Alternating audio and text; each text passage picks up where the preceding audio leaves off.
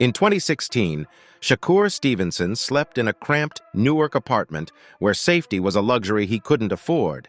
But today, he rests in a Houston fortress spanning acres of manicured land guarded by systems costing more than his parents' lifetime earnings combined. We are walking through the gates of this private sanctuary to reveal exactly where the fight money goes, showing you custom features, insane monthly upkeep, and the specific security detail in the master suite that no other boxer thought to install. Waking up every single day meant checking the locks 3 times because his zip code was statistically one of the most dangerous in America. For a young Shakur Stevenson, the concept of home wasn't about marble floors or high ceilings, but strictly about survival and keeping his head down until he made it to the gym. Bouncing between family members' houses created an instability that crushes most dreams before they even start, and it fueled a hunger that luxury simply cannot replicate. The environment forced him to treat boxing not just as a sport, but as the only viable evacuation plan available. Hunger builds different beasts. When you understand the concrete jungle he escaped, the sprawling green lawns of his new estate stop looking like a purchase and start looking like a conquest. You have to ask why 70% of professional athletes go broke within years of retiring, and the answer usually starts with the very first 6-figure check they cash. Shakur admits that early on, the temptation wasn't real estate, but depreciation, meaning the initial influx of cash went straight to jewelry, designer clothes, and cars that lost 20% of their value the second they rolled off the lot. It is a common financial trap where people try to look rich before actually being wealthy by prioritizing the appearance of success over the foundation of it. Flash fades while equity stays. He quickly realized that diamonds don't pay dividends, so he pivoted from buying liabilities to hunting for assets that would protect his future family, which led him directly to the housing market. You might wonder why a Jersey-born fighter would plant his flag deep in the heart of Texas, but the answer is simple math. New Jersey has some of the highest property and state income taxes in the country, while Texas has 0 state income tax. For a fighter earning multi-million-dollar purses, staying on the East Coast is essentially voluntarily giving away millions of dollars to the government every single year. By moving his residency to Houston, Shakur automatically gave himself a massive raise without throwing a single extra punch. It's not about what you make, but about what you keep. This move signifies a shift from a fighter's mentality to a CEO's mentality because he recognizes that his location is just as important to his bottom line as his defense in the ring. This estate isn't sitting right off a busy highway where fans can drive by and honk, but instead it is tucked away in a quiet, affluent enclave designed for absolute anonymity.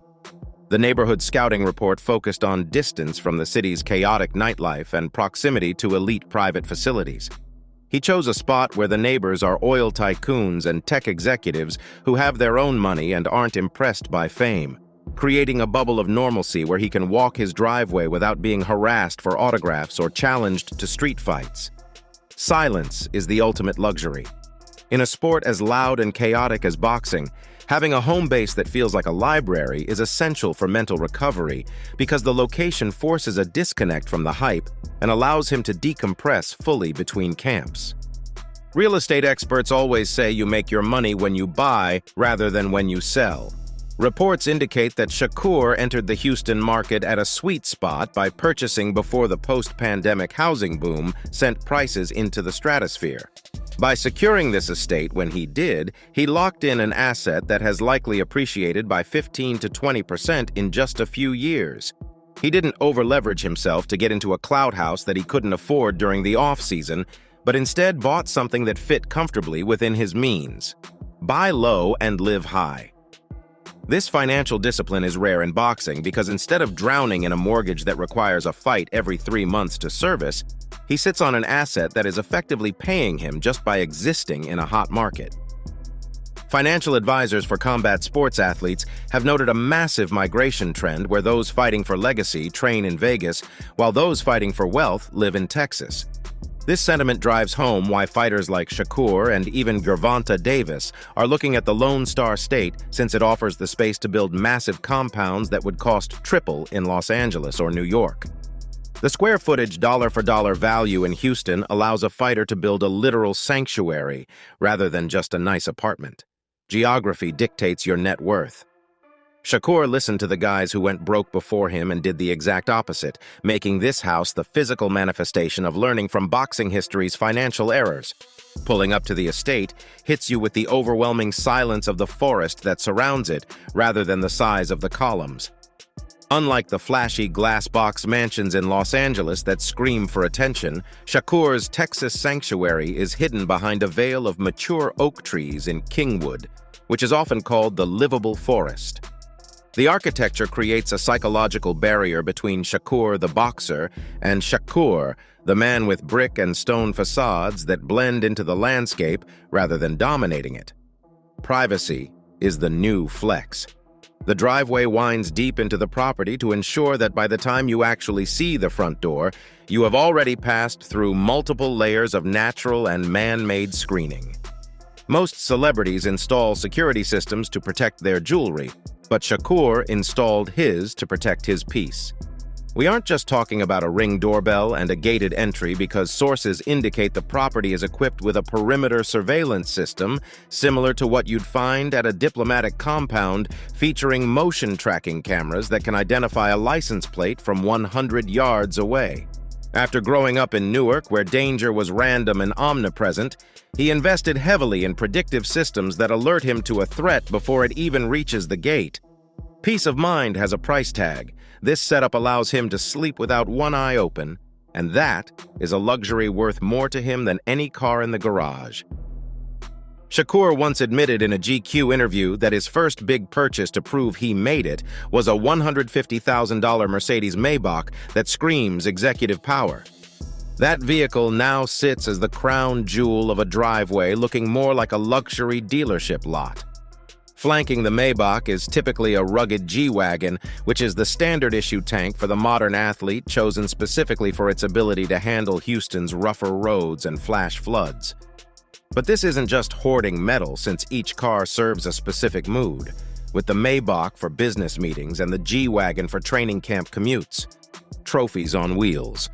For a kid who grew up taking the bus, walking out to a fleet of six-figure engines is a daily affirmation that the struggle is officially over. You have to calculate what it costs just to let a luxury car collection sit parked.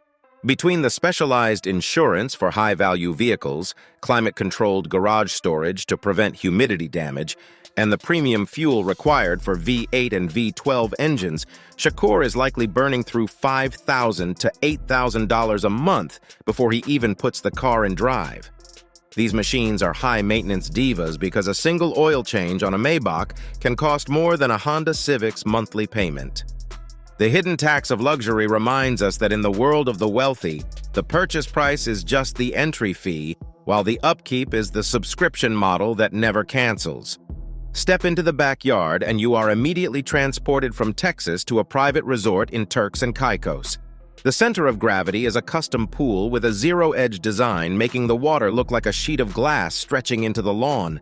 But the real feature is the outdoor kitchen equipped with industrial-grade grills capable of handling the post-fight feasts for his entire team. This space isn't for swimming laps, but for decompression sessions where the noise of the boxing world is drowned out by waterfalls and the sizzle of steak. Recovery happens outside. He built this space knowing that he can't just go to a public park or a community pool without being mobbed, so this became his private public square. There is a rumor in his camp about a zealous fan who once tried to map out Shakur's location by analyzing the reflection in his sunglasses from an Instagram story. They drove for hours around Houston trying to match the tree line to the photo, but they failed. It is a chilling reminder of why he chose a property set so far back from the main road, and that incident reportedly led to an immediate upgrade in his digital security protocols because in 2025, a physical fence isn't enough when you need a digital one too. Fame attracts the obsessed. It underscores the dark side of stardom where the more you shine, the more shadows you cast, and the higher your walls need to be. Open the double doors and vertical space greets you immediately. The foyer features a double-height ceiling with a chandelier that likely costs more than a sparring partner's entire purse, but look closer at the walls. Instead of generic abstract art, you will find large-scale portraits of boxing legends like Ali, Floyd, and Ward to create a hall of ancestors that sets the tone immediately. This isn't just a house, but a temple dedicated to the sweet science. Greatness watches you enter. Shakur didn't hire a designer to fill the space with beige trends, but instead curating it to remind himself of the standard he is chasing every time he walks in the door. You might expect a 27-year-old millionaire's kitchen to be stocked with junk food and expensive champagne, but Shakur's kitchen looks more like a pharmacy. The refrigerator is organized with military precision, featuring meal-prepped containers labeled by macronutrients alongside stacks of alkaline water and zero-processed sugar. The chef-grade Wolf appliances are rarely used for frying chicken because they are tools for fueling a high-performance engine. This room is the command center for his weight cuts, which are arguably the hardest fight he faces before stepping into the ring. Discipline lives in the fridge. While his friends might be partying in the living room, this kitchen is a no-fly zone for cheat meals, proving that the discipline doesn't turn off when the gym lights go out. The living room is dominated by a television screen so large it looks like an IMAX theater, but it isn't tuned to Netflix. On any given Tuesday, it is looping high-definition fight tape of his next opponent. The seating arrangement features custom-designed deep-tissue sectional sofas, allowing his entire team to sit comfortably for hours, breaking down footwork and feints in what they call the war room. Plush rugs and ambient lighting soften the mood, but make no mistake that this is where the strategic dismantling of his rivals begins. Study creates the knockout. It creates an environment where relaxation and work blend seamlessly so he can absorb data on his opponents while physically resting his body. Walk down the main hallway, and the lighting changes from warm residential ambience to sharp museum-quality spotlights. This is the trophy room, which is the only place in the house where the past is allowed to sit still. Glass cases hold the WBC, WBO, and Ring magazine belts, but the centerpiece is often the Olympic silver medal from Rio, acting as a reminder of the almost that drives his perfectionism today. The belts aren't just thrown on a shelf, but are mounted on velvet and treated like artifacts. Gold requires a shrine. Standing in this room makes the silence heavy and forces you to respect the blood equity required to fill these cases, transforming shiny metal into a tangible history of violence and victory. Most mega mansions have guest rooms that stay empty for 50 weeks a year, but Shakur's guest wing is an active ecosystem. He didn't leave Newark to be alone, so he brought the day one team with him, including the cousins and childhood friends who kept him out of trouble when the streets were calling. These rooms are designed with the same luxury as the master suite to ensure his inner circle feels like royalty rather than afterthoughts. It is a strategic move to keep his environment insulated with people who knew him before the check cleared. Loyalty gets a suite. By keeping his circle tight and under his roof, he eliminates the yes men and leeches who typically drain a young fighter's focus and finances. You need to know the difference between rich and wealthy spending. Rich is buying a Ferrari, but wealthy is spending $40,000 on a custom sectional sofa that took 6 months to ship from Italy. Ironically, the cost of just one throw pillow on that couch is likely more than the monthly dues at the dusty Newark boxing gym where Shakur first learned to throw a jab. It is a stark and almost poetic contrast between the grit that built the fighter and the comfort that now sustains the man. Soft cushions, hard hands. It reminds us that while his surroundings have softened, the hands that paid for them have to remain as dangerous as ever. We are officially halfway through the tour of Shakur's Houston compound. If you are digging this breakdown of how a champion lives, spends, and protects his peace, do me a favor and hit that subscribe button right now, because we decode the lifestyles of the world's top fighters every single week, and you don't want to miss the next one. You might think a world champion needs a massive commercial gym, but Shakur's home setup is surprisingly stripped down to essentials like heavy bags, a speed bag platform, and open floor space. The philosophy here is zero friction because removing the 30-minute drive to the gym eliminates any excuse to skip a second session. He installed professional-grade flooring that mimics the canvas of a ring to protect his joints during late-night shadowboxing sessions. Champions train in private. This allows him to work on secret strategies away from the prying eyes of spies or phone cameras. So if you want to master a craft, build a space where you can fail in private so you can succeed in public. Recovery is the new training in 2025. Adjacent to the gym is a room that looks like a high-tech medical clinic featuring a cryotherapy chamber and an infrared sauna. Shakur understands that his body is a depreciating asset that needs aggressive maintenance to extend its shelf life. Instead of driving across Houston to a wellness center, he can jump into sub-zero temperatures at 3 in the morning after a grueling run. This setup is the difference between a 5-year career and a 15-year legacy. Health is the ultimate hustle. Investing in your body yields the highest return on investment of any purchase you will ever make. Tucked away from the noise of the entertainment wing is a room with mahogany doors and a heavy oak desk known as the office. This is where Shakur the fighter clocks out and Shakur the CEO clocks in. It's here that he reviews contracts, takes calls with promoters like Bob Arum or Eddie Hearn, and plots his path through free agency. The walls are lined not with boxing photos, but with business goals and real estate listings. Sign checks instead of just cashing them. Having a dedicated space for business changes your mindset and forces you to take the administrative side of your career as seriously as the athletic side, which is a lesson many broke fighters learn too late.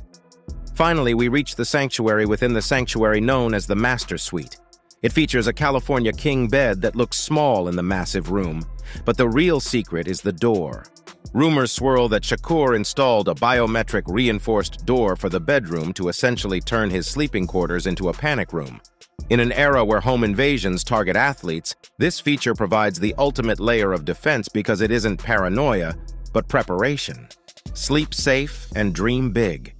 When you are the target, the ability to close your eyes knowing you are physically untouchable is the only way to get true REM sleep.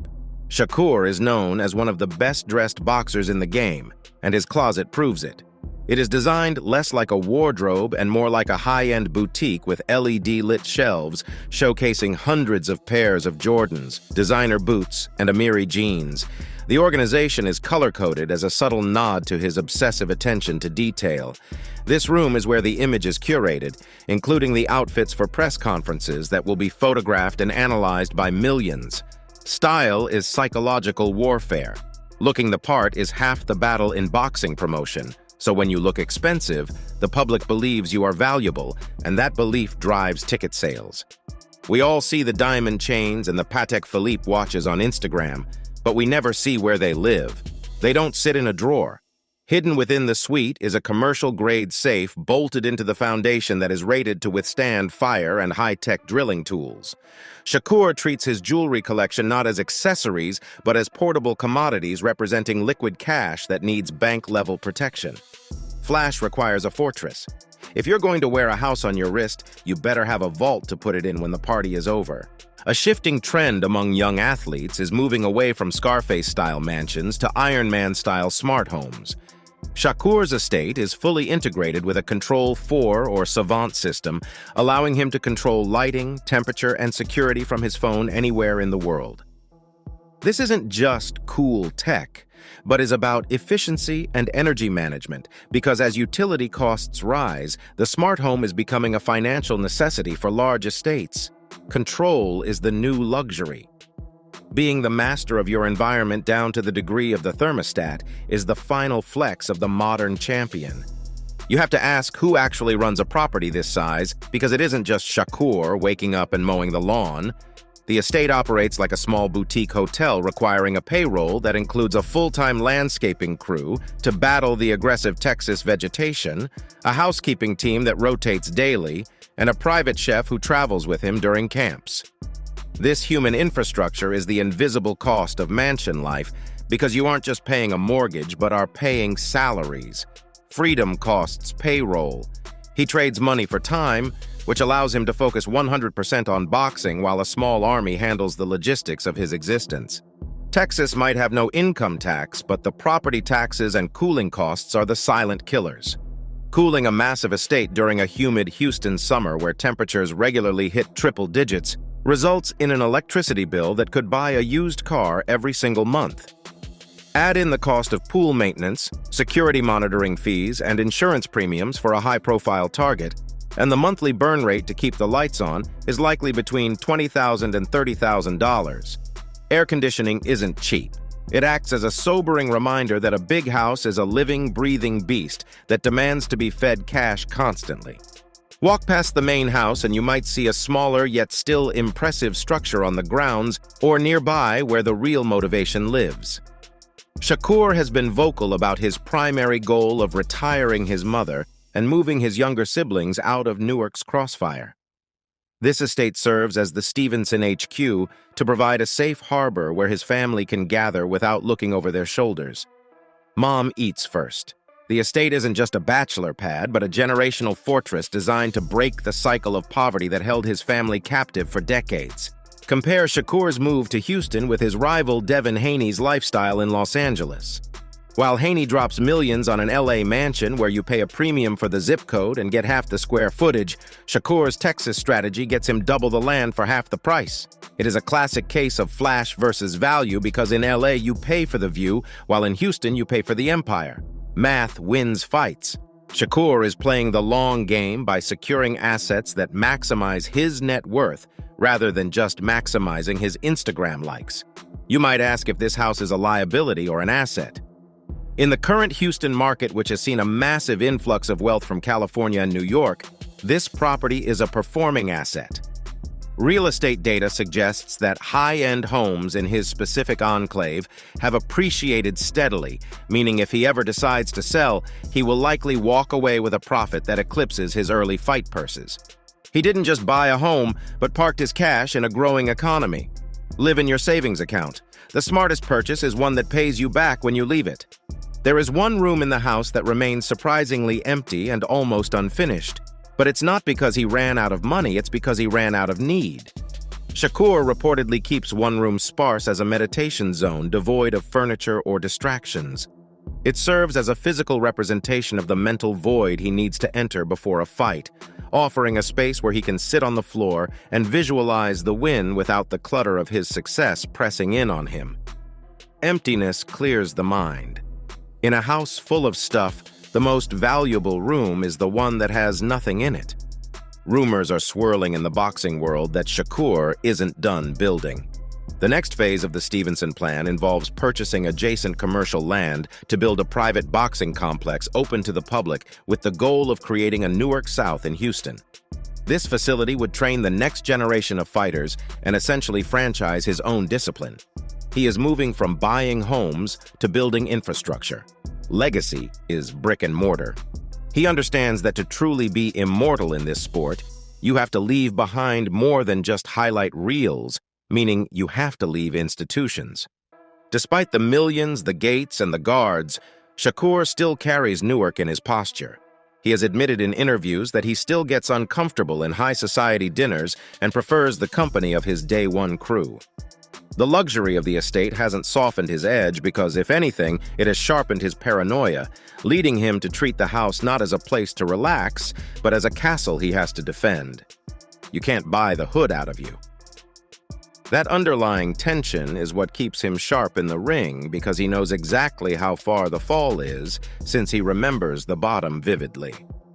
Critics call his fighting style boring and his defensive genius running, but you have to look at the house that style bought. While fan-friendly brawlers take punishment and end up with slurred speech and rented condos, Shakur's philosophy of hit and don't get hit has secured him a lifestyle of kings with his health intact. He reads the hate comments from his air-conditioned home theater completely unbothered. Boring pays billions. He is proving that the most exciting thing in boxing isn't a knockout, but walking away with your brain cells and your bank account fully functioning. Fast forward 20 years and the cars will be outdated while the clothes will be out of style, but this land will remain. Shakur is building what sociologists call generational velocity, which is the momentum that pushes his children and grandchildren miles ahead of where he started. This estate is the anchor that transforms the Stevenson name from a statistic on a police blotter to a dynasty on a deed. Names fade, but deeds last. He isn't fighting for the next belt anymore, but fighting to ensure no Stevenson ever has to sleep in a cramped apartment again. There is a profound difference between being a rich boxer and a wealthy businessman.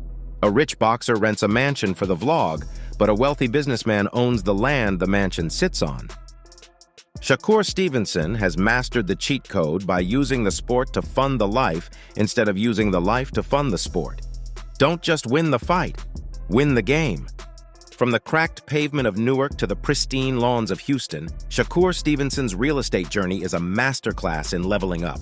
He didn't just buy a house, but bought freedom, security, and a future by swapping flash for equity and noise for peace. As he continues to dominate the lightweight division, one thing is clear.